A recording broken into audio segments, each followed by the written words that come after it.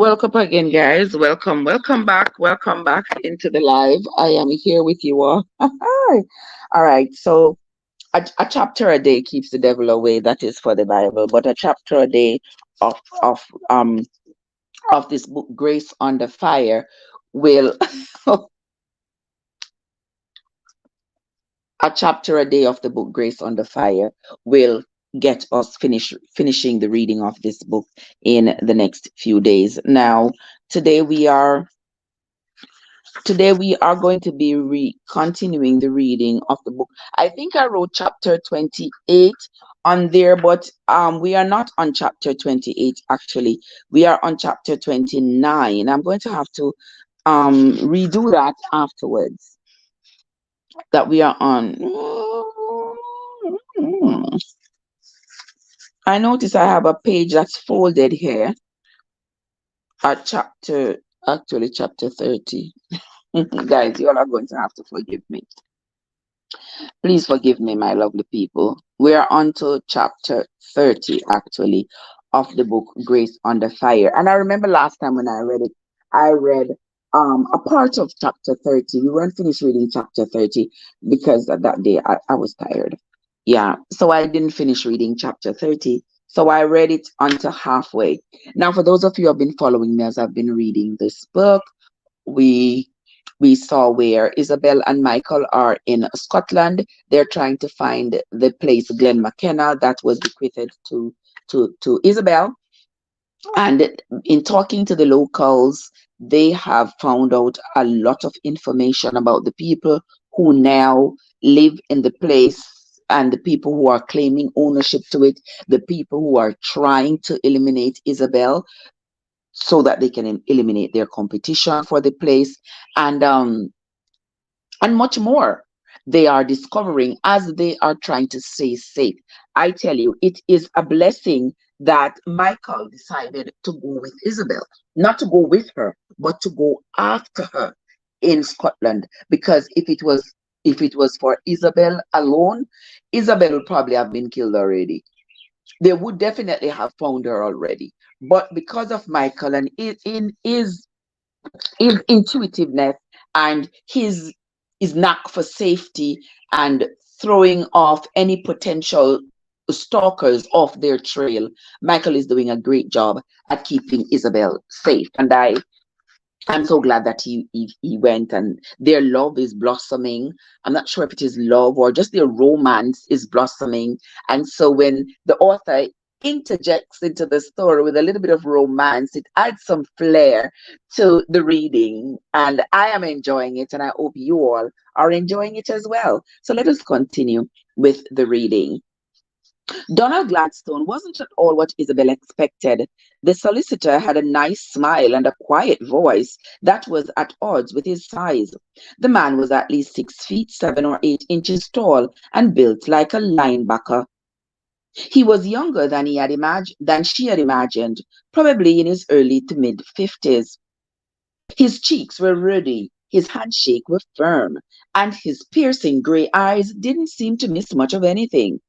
Compared to McCarthy's cluttered pigsty, Gladstone's office was austere and squeaky clean. There was an old weathered desk, polished to a glossy shine. Two captain's chairs, upholstered in a dark blue leather, faced the desk, and another chair sat by the window. An old-fashioned beige metal file cabinet was on the opposite wall. There weren't any paintings or photos on the walls or on the desk, and there weren't any clowns, which told Isabel that Gladstone wasn't a nutcase. After the introductions were made, Gladstone motioned to the chairs and said, "Please make yourselves comfortable, and we'll get right to this." He paused for a few seconds and then said, "There is much to discuss." He rounded the desk and pulled out his swivel chair. It groaned when he sat down. He tapped the thick folder on his desk. "This is Compton McKenna's last will and testament. When I was informed you would be coming in to sign the papers, I took it home with me and read it without interruption. I went over the disbursements and conditions." He leaned forward and stacked his hands on top of the folder. At this time, along with the will, there was a sealed envelope addressed to Grace Isabel McKenna. A note attached to the will explained that Compton had written a letter outlining his stipulations. You were to open the envelope in front of witnesses here in my office on your birthday or any day thereafter, he thought to add. There's also a certified copy of your birth certificate in the file. You said the envelope was in a file? It isn't there now, Michael said. Or did I misunderstand? There is a problem, Gladstone said. The envelope is missing. Missing? Isabel repeated. How did that happen? Michael wanted to know. He tried to keep the irritation out of his voice. He knew he shouldn't react until he had all the facts. The next morning, after I made sure everything was in order, I put the folder back in the file cabinet. Every night when I leave my office, I lock the door. Every night, he stressed. It's a habit I've gotten used to since I moved into this building. He drew a breath and continued. Someone came in here and took the envelope out of the folder. After talking at length to Nessie, I believe I know who did it. It was McCarthy. I can't prove it though, but I believe it was him. Who had access? Michael asked. Nessie is the only person who has a key to my office. She's very trustworthy. Turning to Isabel, Gladstone said, I'm so sorry. I never thought anyone would look in my files. Isabel acknowledged his apology with a nod. Was Gladstone at fault? He had kept the file under lock and key. What more could he have done? When did this happen? Michael asked. I'm not sure. I don't like I didn't look in the file again until yesterday. I've been going back and forth to Edinburgh to finish up with some clients and also help get my flat ready for them. Each trip I've stayed 5 or 6 days. Michael moved on to another question. Inspector Sinclair told us that you received an anonymous call about Isabel. Yes, that's right. I was in Edinburgh when I got the call on my cell phone from a stranger telling me he had overheard talk about Grace McKenna. The man on the phone was fearful. I could hear it in his voice. I don't know how he found out, but he knew I was in charge of the McKenna estate, and he pleaded with me to convince Grace to stay away. He was concerned about her safety. Before I could ask any questions, he ended the call. What did you do then? Michael asked. I got a hold of my friend Craig Walsh.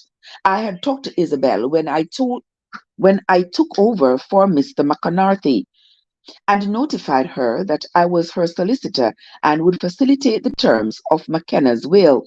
She told me she was going to Boston for a week and then coming here.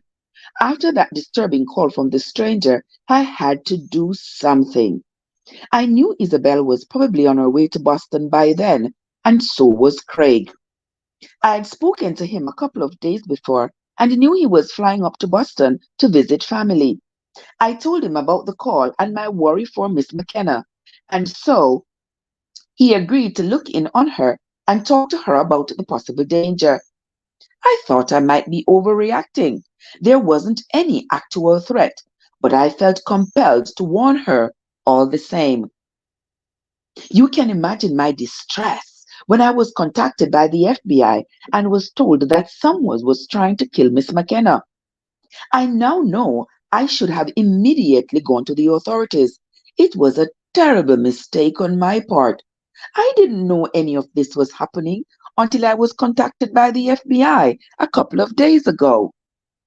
I gave them all the details, and they assured me with the date and time of the call, they'd be able to track down the caller. Isabel's back began to ache, and she realized she was sitting ramrod straight on the edge of the chair. Any straighter and her spine would snap. She forced herself to sit back. What do you do now? She asked. Do I still sign the papers? The terms of Mr. McKenna's will specifically state that you must read the letter he wrote to you before you take possession of the property. Gladstone's statement was discouraging, but Isabel wasn't ready to admit defeat just yet. If the letter can't be found, you'll have to go to court and start the process of straightening this out, won't you? Oh my God, guys, you see what's happening here?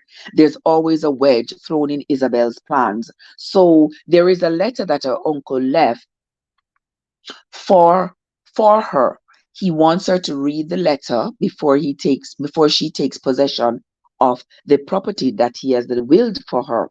Now that letter is missing. So there's a piece of the the process that's missing. And with that letter being missing, Isabel isn't able to read it. Therefore, if she signs the document to take possession of the property, it's not she's not going to be able to file it with the courts because a part of the process is missing.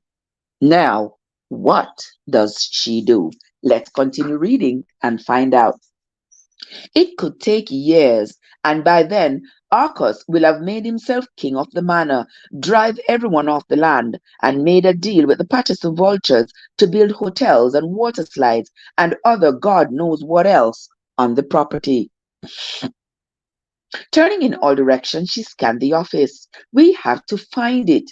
If McCarthy hid it, chances are it's with the instructions that were given to Ferris, Michael said. He didn't know how much Gladstone had been told about the flash drive his friend Craig Walsh had slipped into Isabel's pocket. He gave him a quick summary and then said, "We believe McCarthy kept the original kill order, but we can't look through the client files." "You can. And while you're looking for the letter Compton wrote Isabel, you could also look for the instructions McCarthy gave the killers." My God, what was that depraved man into? Gladstone asked as he pushed his chair back and stood. Fortunately, I know that McCarthy didn't have many clients. Most of them moved on to other solicitors, so that shouldn't take long. Shouldn't take long? Had he been inside McCarthy's office lately? Isabel wondered. No matter what, she was determined to stay positive. Maybe Gladstone was right. Maybe it wouldn't take long to find that paper that they were searching for. Gladstone and Nessie immediately set about searching through files while Michael and Sinclair went back upstairs to complete their examination of McCarthy's personal records. Isabel couldn't go through client files, but that didn't mean she couldn't help. As soon as Nessie finished checking all the stacks on the floor, Isabel put them in boxes and labeled them. Why was he shredding all those papers? She asked Nessie as she closed the lid on the last box.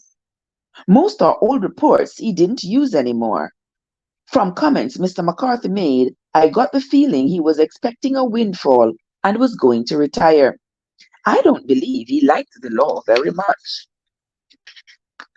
At that moment, Michael walked in and heard what she said. He sure knew how to manipulate it. Isabel looked at her watch and was shocked at the time. They had been there all day. She stood by the door and watched two officers carry out the remaining boxes.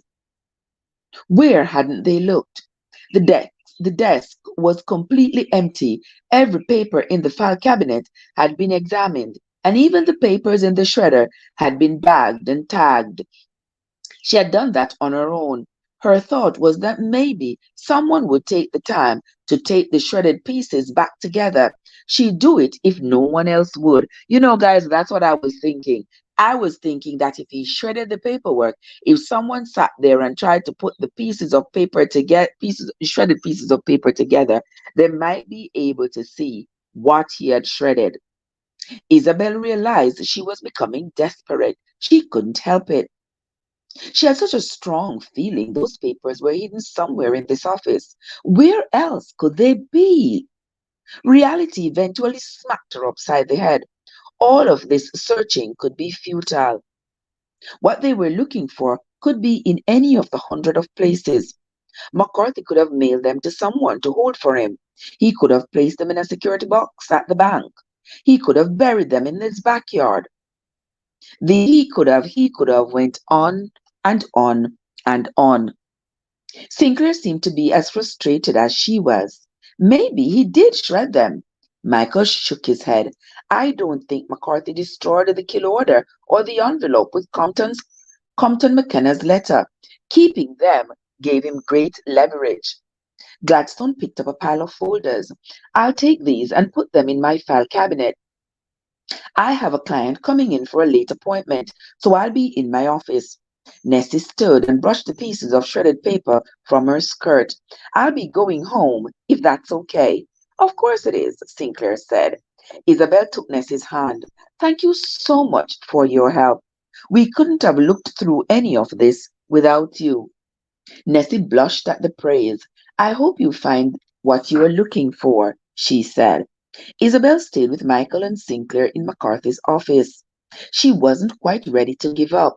Did you look behind the bookcase? Were there any loose panels he could have tucked the papers behind? We looked, Sinclair assured her. What about the empty office? Did anyone look there? Yes, Michael answered. It's empty. No built-in cabinet. No safe. What about the desk? Any false drawers or hidden places? Well, I checked, Sinclair said. Feeling defeated, she said, I don't know where else to look. Michael could see that Isabel was wilting. Disappointment showed on her face. I think we are done here, Sinclair conceded with a resigned look around the room. Are you hungry? I'd like to take you all for dinner. The mere mention of food made her stomach grumble. She and Michael hadn't eaten since breakfast. Michael was apprehensive. Whoever wrote the kill order is still out there. We have been pushing our luck, Isabel. It isn't safe for you to go into a pub. He rushed to add when she started to interrupt. By now, everyone knows you are here. I couldn't be safer, she argued. I've got you and Inspector Sinclair to protect me. Sinclair agreed with her. I have a couple of officers at the pub now, so that's four watching out for her. And when you leave, I'll make sure no one follows you. You'll be as safe there as any place. He turned to Michael. I think you'll want to be there when Archie Fletcher shows up. Who is Archie Fletcher? Isabel asked. Sinclair explained. Fletcher is the man who called Donald Gladstone to tell him you were in danger. He used his cell phone. We tracked the call and had been trying to talk to him so far, but thus far he has been avoiding us. He hadn't answered any of our calls and he hasn't been at his house when we have gone there to see him. But you know his habit is to go to a Jolly Jack's on Wednesdays. It's their Cullen Shink night. Cullen Skink? Michael questioned. That's a fine fish chowder. And Jolly Jack's is known to make the best in all of Scotland. Fletcher's friends say he never misses, and we are likely to find him there tonight. Michael gave in, but once again went over the rules. Isabel knew them by heart now. I'll stay by your side. I'll go to any I won't go anywhere without you, not even the washroom, etc., etc., etc., etc. Smiling, she said, I'm saving time. Fletcher usually comes in around 8 and stays for a couple hours, according to two different sources, Sinclair said. That gives us a little more time to search, Isabel, Isabel said. Search where? Sinclair asked. Where haven't we searched? Isabel circled the room, inspecting every surface, every crevice, searching high and low. When she stopped at McCarthy's desk, she turned to Sinclair. Did you move the desk and look under the rug? The desk weighs a ton, Sinclair said. It's going to take the movers a full team to get it out of this office. I'm not sure where it will go. McCarthy didn't have any relatives or will. Oh my God, he has no relatives and he has no will. OMG. No relatives and no will. Here comes Sister Yard Foods in the place. Sister Yard Foods, what's up, my love? Hold on there with my iPad there. Hold on there, Sister Yard Foods. The iPad did go dead this morning when I was playing somebody who was on the earlier live and the iPad went dead. So now I am let it come back on, yard food. Let it come back on, and once it come back on, I will give you a run. Uh-oh. Here it is coming on. Yard food say I just uploaded. I just over my sweet potato pudding. Lord Jesus, you know, so that is my favorite. Me say yard food, me love sweet potato pudding. Like how Jesus love little children. Sweet potato pudding, sweet potato blue draws, sweet potato.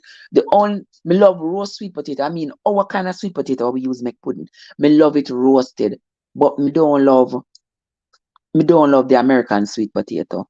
What them call sweet yam. That me not like. That the one that me not like. It wetty and soft like a mush. Me not like it. But anyway, let me find a so sister yard foods. Get up on the Steel News account this morning. Let me see what you're up to, yard foods. Let me see. Thank you so much for coming into the live. Yes, guys, you all know when you come into my live, I share a little bit of me with you. Yard foods, all right, that's all.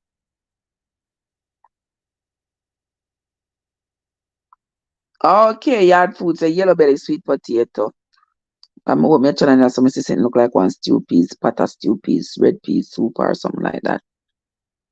Let me see what this yard food say. Yard food star sweet potato pudding fire top. Oh, that you did do the fire top and ela bottom. Yes, yard food. You know, make sure say your volume not down. Okay, that's enough. That's enough volume, sister. Mr. Yard Food. Oh yes, Yard Food. I enjoyed the show last night. I really enjoyed it, my love. I enjoyed it. All right, see Yard Foods there, right? Yes. So Yard Food. Are your son that are great at the potato? Yes, sir. Yes, sir. Whoa. Ella top, ella bottom. All right, that are going around right yesterday. All right, Yard Food. This is my favorite. What a one, so. This is one of my favorite. Well, on there.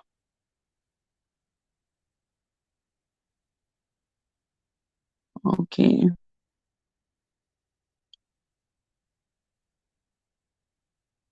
Just like that. All right, Yard Food. You're around yesterday. Me, I watch you. OMG. All right, let us continue reading. While yard food potato pudding go and run up there so when the cinnamon and the vanilla and they are the good things, and the coconut. All right, I may have some coconut out there so then I go chop them when me done. Me might do one live and me gonna see me I chop them. Yeah, me have to open them. I need the water for drink and I need the coconut. We need the coconut to make some real coconut cow food. Coconut red peas cow food soup. Make my son get it for drink for strengthen up him back before he leave. You know? Yeah. So I go cut them coconut there when me done. Let me just read for 30 minutes right here. So let me have 10 minutes to go. All right, let us continue. You are welcome, my love. Anytime. You know the things said. All right, let us continue the reading of this book. Sinclair moved McCarthy's chair back and squatted down to look at the rug. I don't think he could slide anything under it. The desk covers most of the rug. He looked up at Michael. Want to give it a try? Sinclair removed the drawers to lighten the weight. The two men each took a side.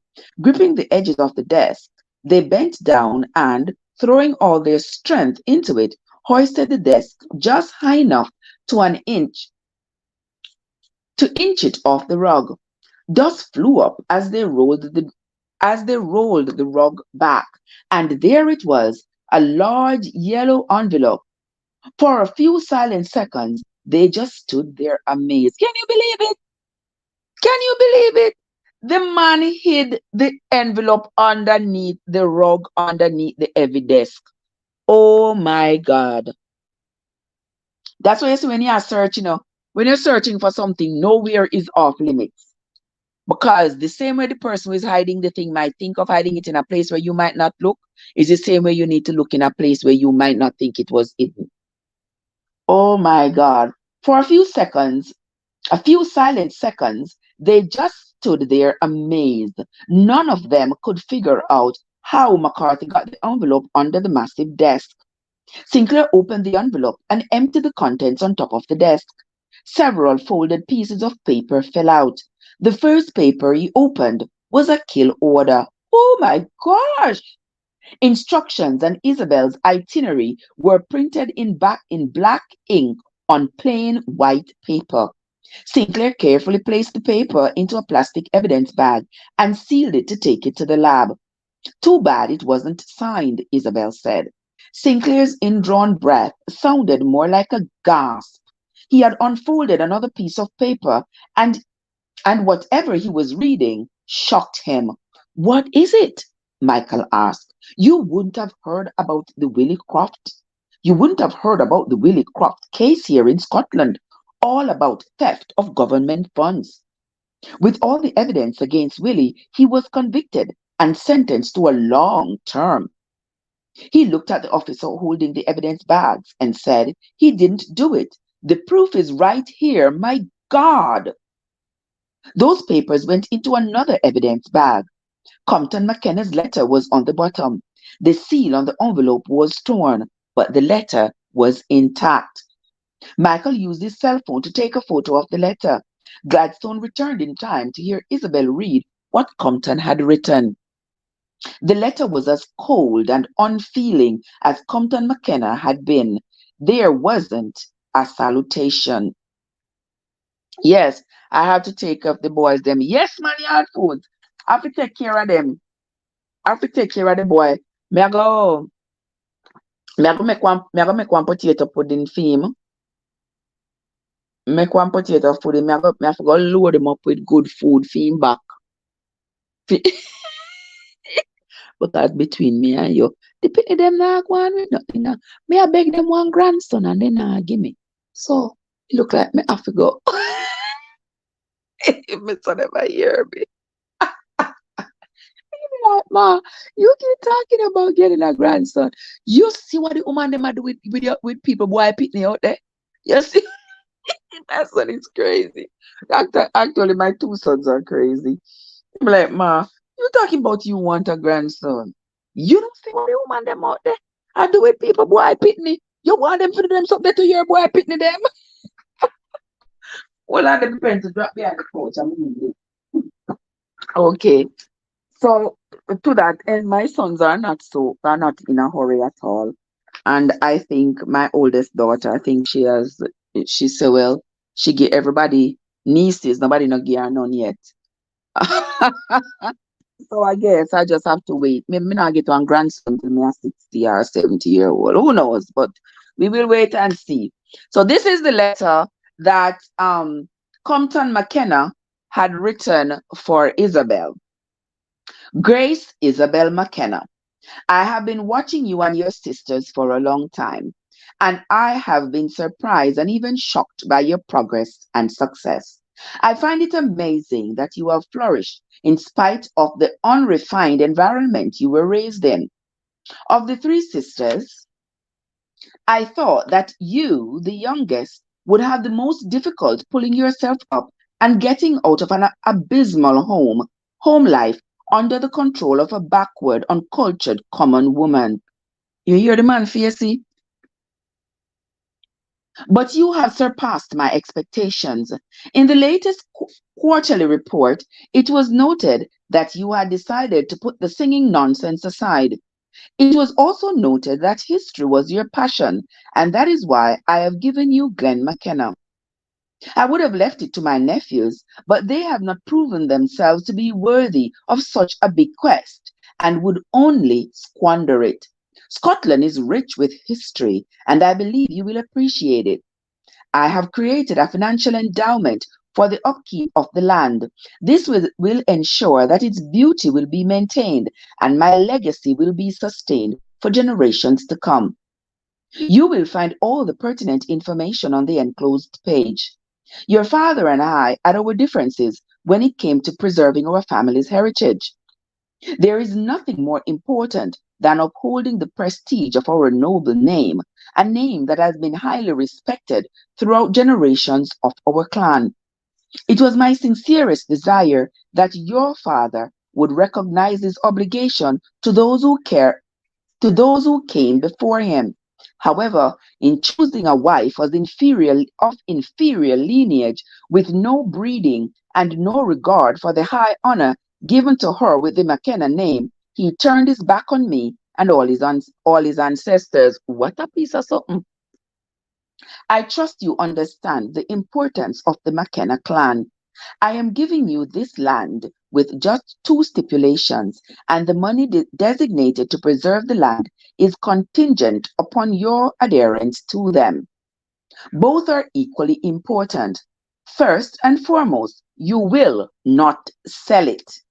Second, to protect my bloodline, the land will always have the McKenna name, Compton McKenna. Now, remember, Isabel was thinking about selling the land. Now, here is the letter. Here is the letter that her uncle has left for her with the stipulations about her owning the land. But she have to act fast because that guy Clive Arcos is is just about selling off the land and is has taken up possession of the land.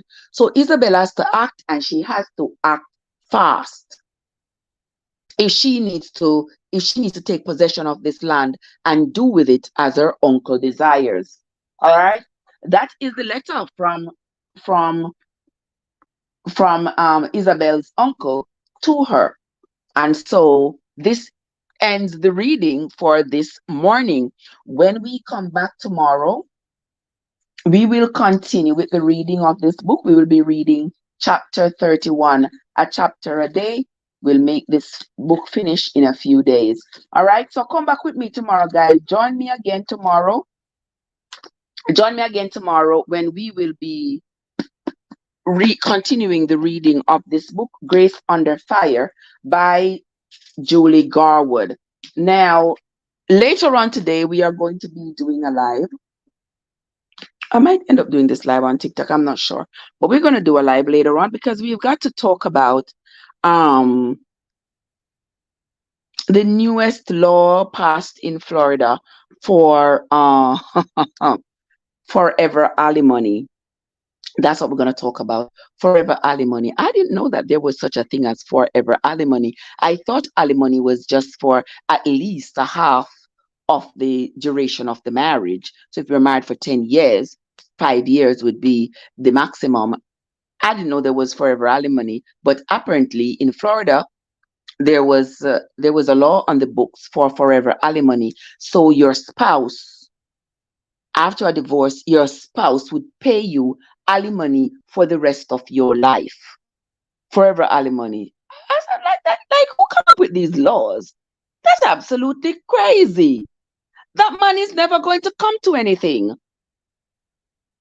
And then we wonder, with all these laws on the books, why people take the law in their hands most times and people end up DEAD. Because if you are going to tie somebody, you are married to the person, the person are divorced, and the court is going to rule that you deserve to pay this person forever alimony. So for the rest of your working days, as long as this person lives, you have to find $1,000, $2,000 every month to give to this person. The person not washing for you, not cooking for you, not giving you any romance, not doing any for you. In fact, you maybe even hate each other, but you must still work and pay this person. If the person is disabled, go on disability, go get a job. There are lots of jobs you can do without having to move. Go do something. We are divorced. We are not together. I don't need to be supporting you. So now the Florida governor has wiped this laws off the book. Like, no, this is ridiculous.